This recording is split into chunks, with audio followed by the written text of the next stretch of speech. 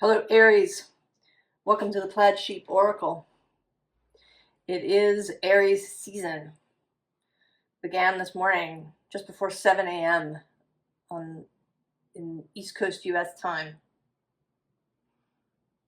Spring equinox. I actually did an Aries reading a few days ago, but I don't know, it didn't feel right. It's been intense since the eclipse. I did expect it, and yet it's been more even than I expected. If you're feeling it, if you've been having an urge to curl up into a fetal position, if maybe things you thought were long dead, or maybe new things that you hadn't even considered or thought of have been coming up, all of this is normal. Jupiter, my cat, all cats are sensitive, but he is like a highly sensitive person cat. And I presume that there's this theory that about 20% of the population are highly sensitive people whose nervous systems feel things more. So it stands to reason that this would be true for other species as well. Last night, usually he sleeps on his favorite chair during the night, but last night he just had to be tucked up against my body in some way. Which means that I didn't sleep very well. But so then, right? Do you feel the need for comfort? Absolutely. But we're about to break out, Aries. The card that came out is this Equator card, but it's not about making equal. It's actually about this eclipse cycle. That there's two halves. There's the first half, conjunct Virgo. I'm sort of seeing that as this person, the lunar eclipse.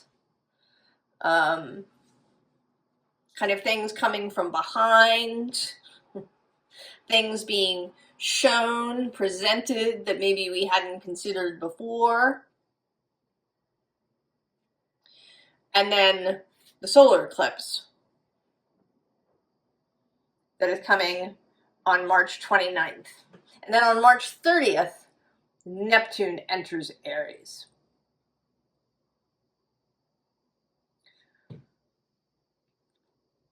So this is a moment. And we have this biome with the lake underneath. And if you watched any of the eclipse space, pick a card. If you picked pile 1, what came up was the idea of a rinse cycle. That we're in this extra rinsing, right, for things to come out that maybe have been there for a long time. If you for a long time, if you wash your clothes with too much soap can kind of accumulate inside your clothes.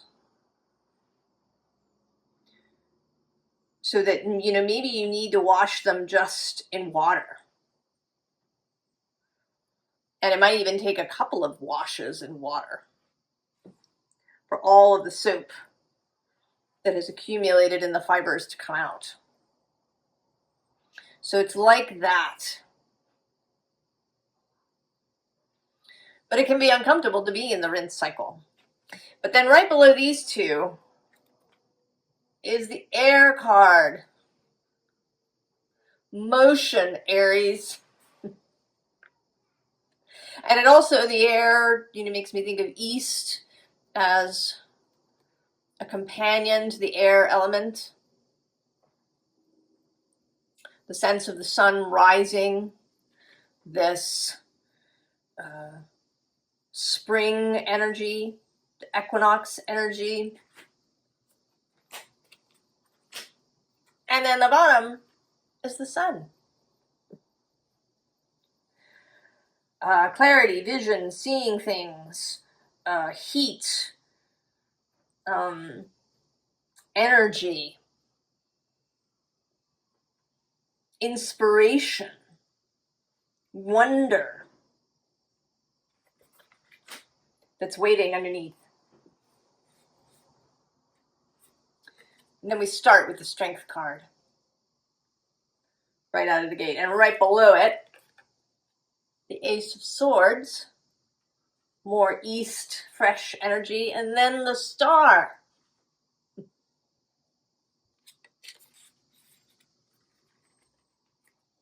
At the bottom of the deck is the Nine of Cups, the Wish Fulfillment card. Strength, clarity, the ending maybe of brain fog if you've been in it. I've been talking for a while now about this Neptune moving through Pisces, with one side being increased imagination and flow and the possibility of all these kind of lovely Piscean faith, beauty, romance things, but then there's also, right, fog, delusion, confusion, feeling unmoored, feeling really unstable. But he'll be moving into Pisces. Not permanently, not until next February, but he's going to spend a good chunk of this year in Aries. And Saturn is going to catch up. They're going to be, at one point, I think, less than half a degree apart in Aries. They get really close, though their conjunction doesn't perfect until February 20th of 2026. But there's this initial conversation before they both go back to Pisces and then move into Aries permanently. So there's a lot of possibility for getting some real structure, a real sense of something to stand on that is coming. Both with this solar eclipse and then with this Neptune-Saturn shift.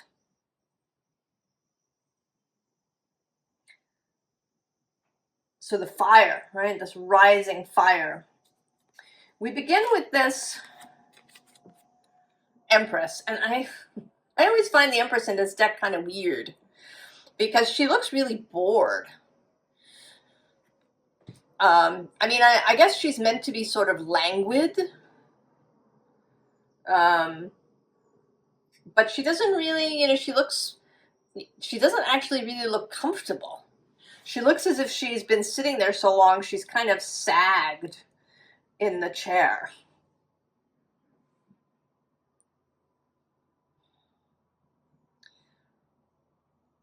Right? The status quo having gone on for so long. Then maybe there's even a sense of, well, this can't change. It's been going on for too long. It's stuck, it's ossified. That's kind of a Taurus shadow. That the earth is still and stagnant and immovable. That you can't change. But then we get both the Queen and the King of Swords. Kind of getting your mind back.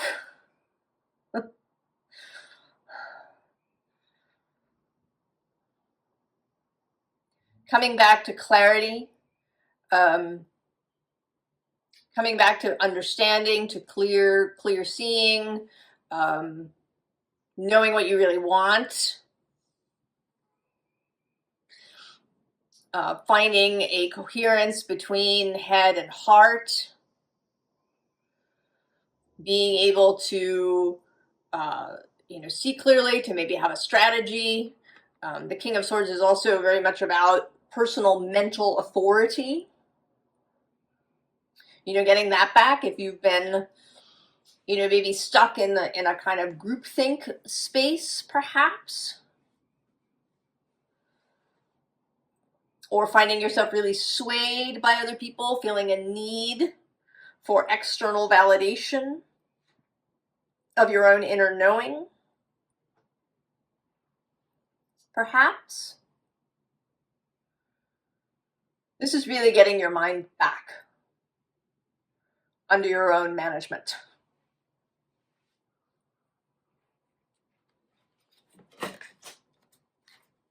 And then there we are, right? We go from this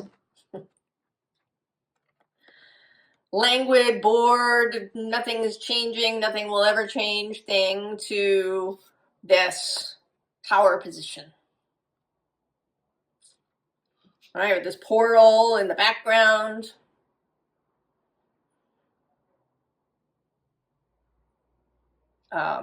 This is sort of, it's giving me Wheel of Fortune vibes, and the wheel does appear again.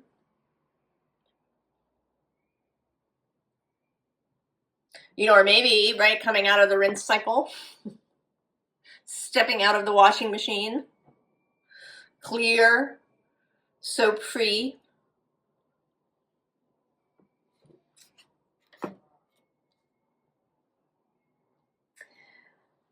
And I think that the change of seasons, for most of us, that's moving into spring. And for some, into fall. But both of those changes have an opportunity for clearing. In the spring, everything is rising. The first thing that grows are greens that can, maybe help clear a physical system, eating more fresh greens. Or symbolically doing that. And then in the fall, the energy is moving downward. So there's a sense that things can clear that way. Virgo is often seen as relating to the digestion, right? Things digesting and clearing. And so we get this forest bathing card. And I think also, there's this biome here that really aligning yourself with whatever the current energy is. If it's spring when you're watching this, then, aligning yourself with that rising energy. And if it's fall, aligning yourself with the energy that's, coming to rest and quieting.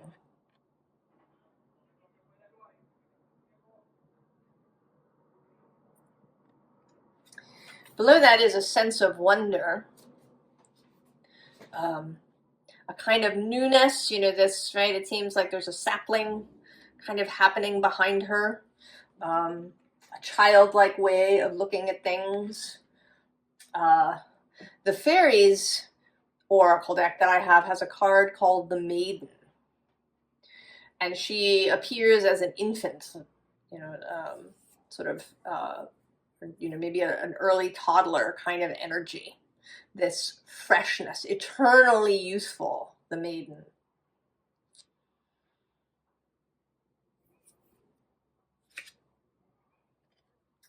And then there's boundaries at the bottom.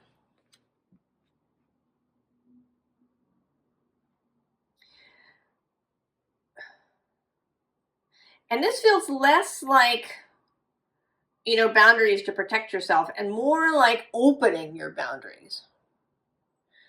She's looking out here. I have this image of, throwing open the shutters.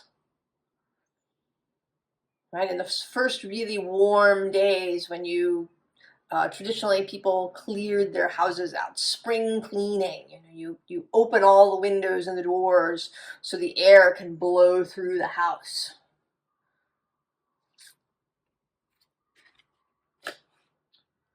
So, right, an opening to these rising, beautiful energies.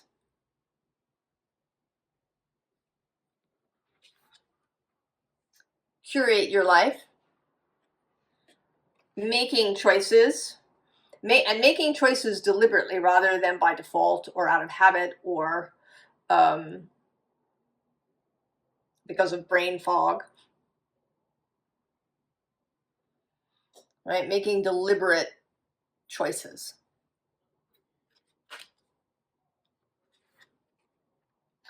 Heart song, coming back to the heart. It may be that the heart has been saying something for a while and that you haven't heard it. I've certainly had that experience where I've, been up in the head completely, or, convinced of X, Y, or Z, when the heart knows something else. Right? And there's more of this nurturing growth, flowers coming up energy here with this too, with a rise up.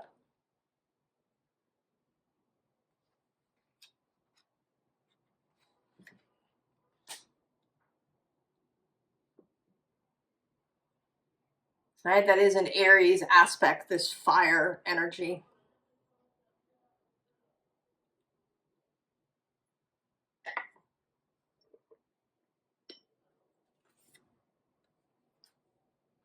Two emotions.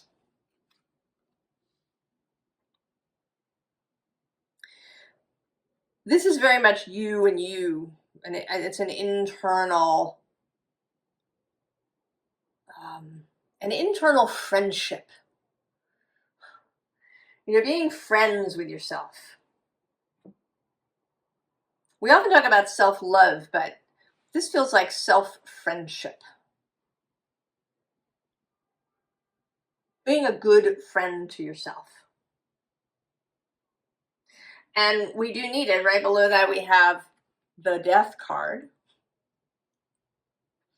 for this transformation. I know, sometimes I feel like we make too much sometimes of a single astrological aspect. That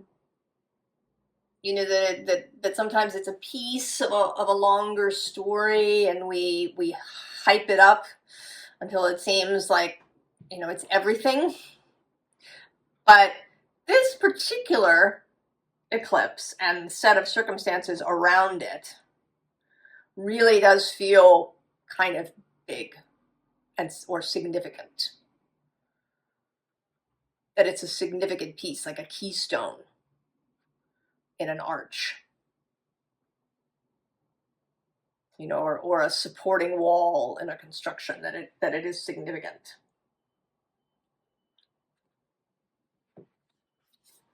And then we get the High Priestess. Here feeling very much like that which we don't know. That there is, right, there's more to come. There is an unfolding. That maybe we will never know everything, but that there is more to know. And then we get the Ace of Inspiration. The second ace showing up.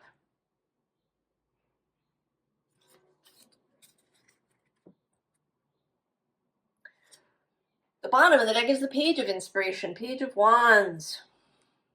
And here very much, in contact with Source. And there's a growth thing happening here, because we have this Page of Inspiration, and then the first card in the row is the Magician, who not only perceives this, but is able to make use of it.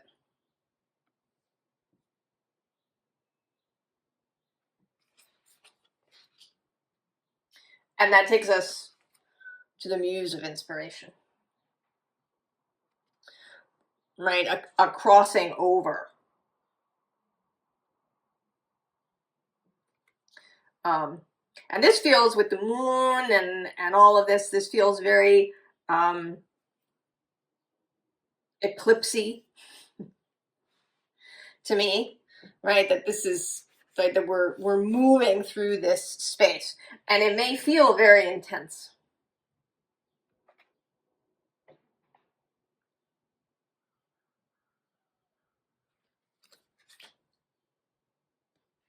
Right? It may feel, right, like the wheel, like there are things happening that we're not in control of, that we don't see everything, that there is the right, this washing machine bin cycle things spinning aspect happening. Lots of energies, especially if you're somebody who really feels these things.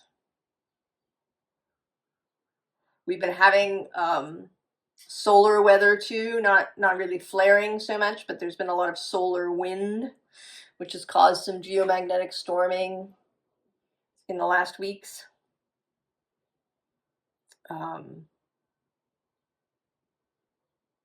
All of this is a lot for the human body, the human nervous system to deal with.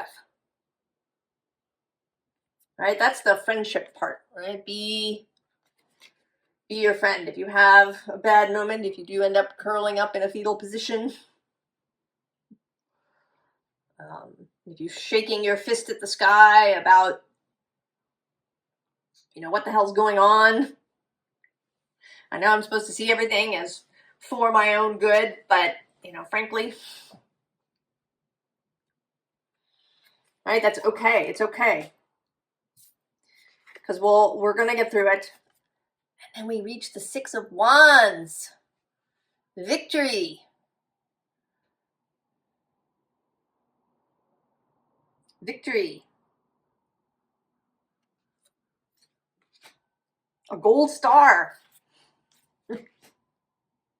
We get to give ourselves. We don't have to rely on anybody else. We get to give ourselves a gold star. And so this whole thing sort of feels like, up until this point in the reading, this feels like this process happening now through the eclipse. And it's, of course it's been, there's lots of stuff that came before. It's been leading up to this, but here we are. And then we kind of come to settle with both this Page of Earth and below that the third ace, the Ace of Earth. So there's kind of a coming to grounding. Time-wise, this could be Taurus season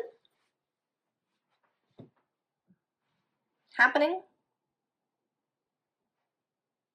in a month. But it could be before then. This sense of new ground.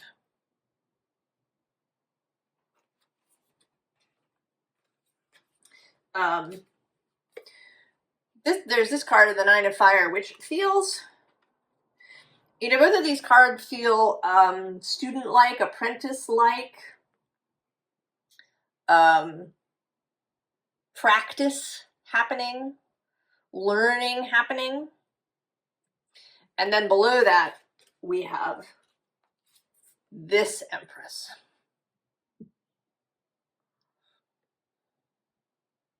Very different. Right? Upright. Not bored. Creational, right? She's pregnant. At peace. right? Her mind peaceful, coherence between mind and heart.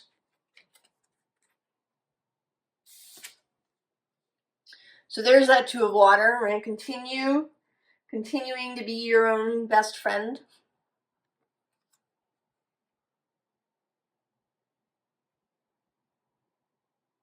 Maybe it's a growing integration, a growing conscious sense of your soul self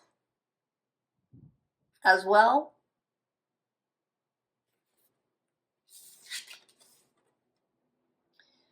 And then the Wheel of Fortune for the third time, if we count this Nine of Pentacles feeling of the wheel. And this feels more deliberate. You know, here you're kind of, right, the wheel is in the background. Maybe it's just spun and you've kind of come out of one cycle, and here you're sort of balancing on another. You know, so the lunar eclipse and then the solar eclipse, part of the cycle. Here, there's a kind of more deliberate action, right? You and your soul, you and your best friend self, putting something into motion, right? Pressing the go button.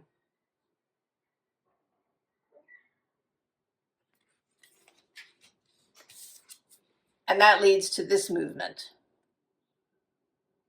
of the Two of Air. That leads to some kind of choice.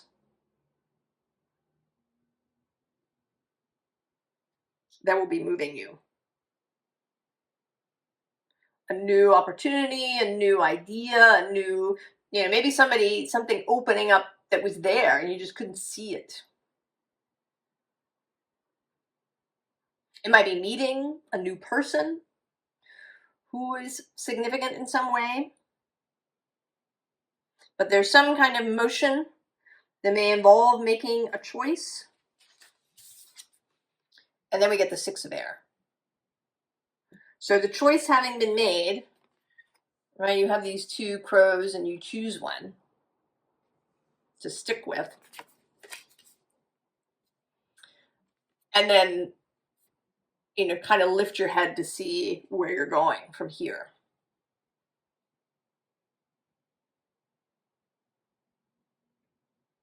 Right, the swords energy of the Queen and King of Swords.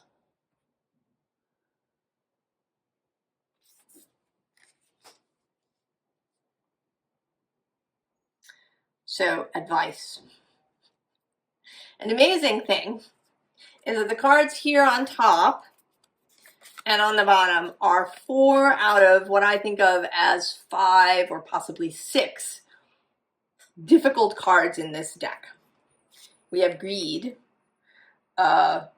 which can be greed. Certainly it can be fear of greed,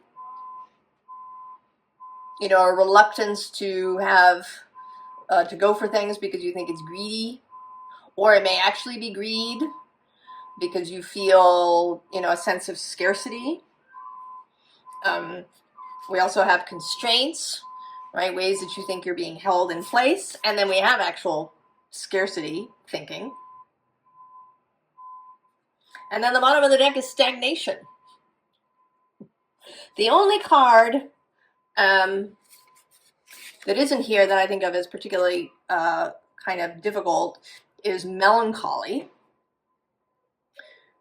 which didn't come out. There's also a card called indifference, which is sort of, I don't really like it, but it could be, you know, it can kind of go two ways, right? You might be indifferent to the outcome of something, and that could actually be positive. But so we have all these, right, these ways, these difficult things. But then below all of these things, we have this co-creation, which feels like this best friend to self energy. I don't know, what was next to stagnation? Oh, see, ambition. That's a card that, like indifference, can go two ways. And next to that is the soul journey. Oh, and then we have compassion, insight.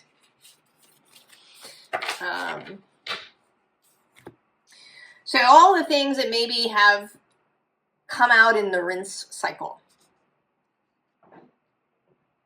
and that we really want to step away from, right? We want to throw that water out.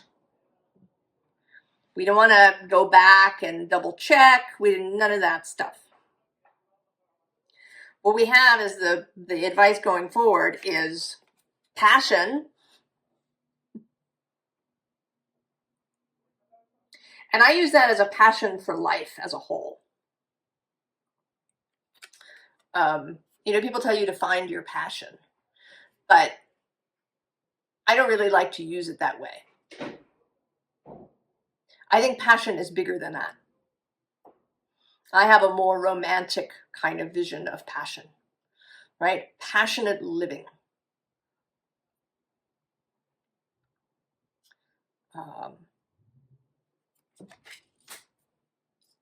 Rather than any single action or profession or anything.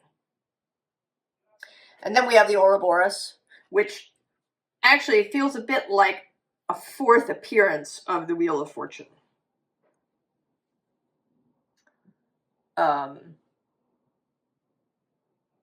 There is it's true that circles have a tendency to show up in tarot card and oracle card imagery. But they're really sort of standing out for me, right? There's this circle. There's actually also this circle behind her, along with the actual wheels of fortune. And then there's this Ouroboros energy of the circle, and even this biome kind of circular space.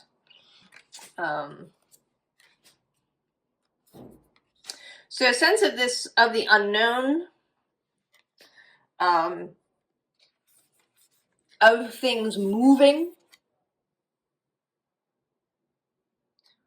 forward,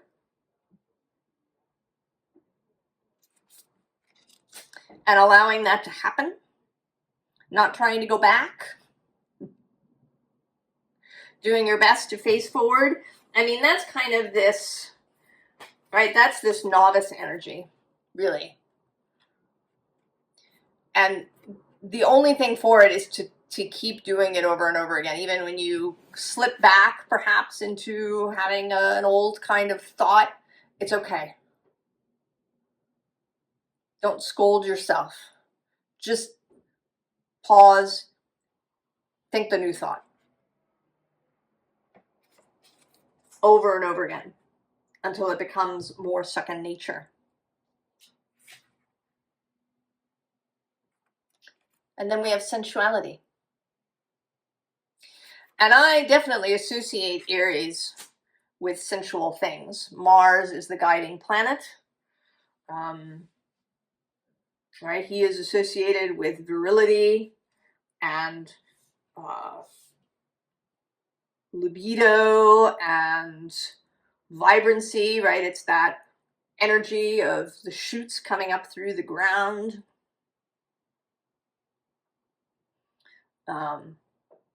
Of muscle moving, right? The runner pushing off from the blocks.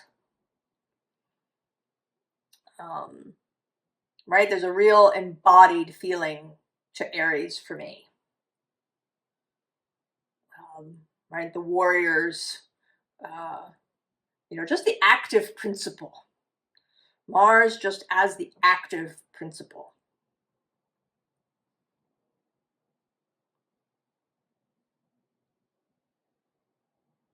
So embracing this fire that's rising up through the ground now. If you're here in the north with me. And maybe in the south, I don't know, maybe there's some way that this Aries energy works there too. In just a change, a shifting from one season to another.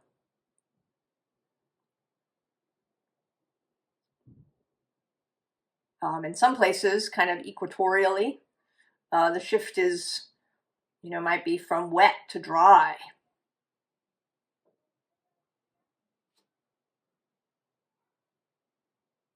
So to take advantage just of the shift, of the change, and to make that work to your advantage. So I pulled an extra card because I felt like it. And what came out was Indulge the Whimsy. So indulge the whimsy, Aries. Keep your sense of humor.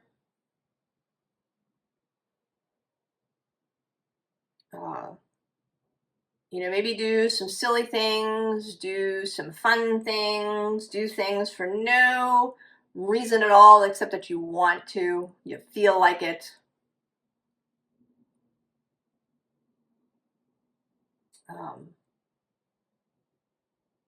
You know, wear silly hats or, you know, dance through the nearest fountain or, you know, I don't know, something, whatever, what is whimsy for you? This, you know, it's kind of associated with this curate your life card for me. I've actually been listening to an audiobook mystery that takes place in the late Victorian period. And my goodness, I mean, that feels like the kind of the peak of constriction. You know, there were so many rules if you lived then, especially if you lived kind of in upper middle class and upper class society. You know, there were so many rules about what you could and couldn't say and where you could and couldn't go. And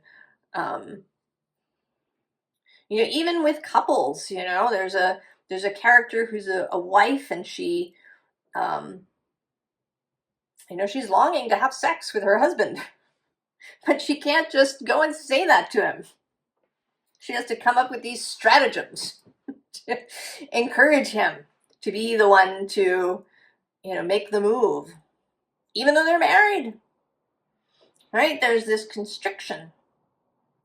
And I think we think that we're so much more enlightened and free than they were in the Victorian period. And I'm not sure that's necessarily true. I think that we have many ways that we have constricted ourselves too. They may be different, but they're, you know, they're a kind of corset, a kind of straitjacket that we are in our time.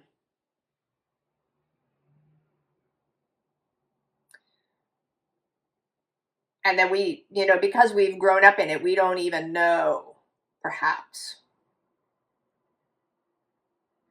So maybe that's where the whimsy comes in, right? The whimsy can help you break out of any kind of box that you might be in, Aries. Right? To come out of the rinse cycle without a lot of those maybe unconscious constrictions. I'm really excited to see where this goes. Aries, where your readings and the rest of the readings actually after this in Aries season. I hope that you're feeling it. I hope you feel this energy, this fire of Aries in your life. I wish you the very, very best, and I will see you next time. So long, Aries.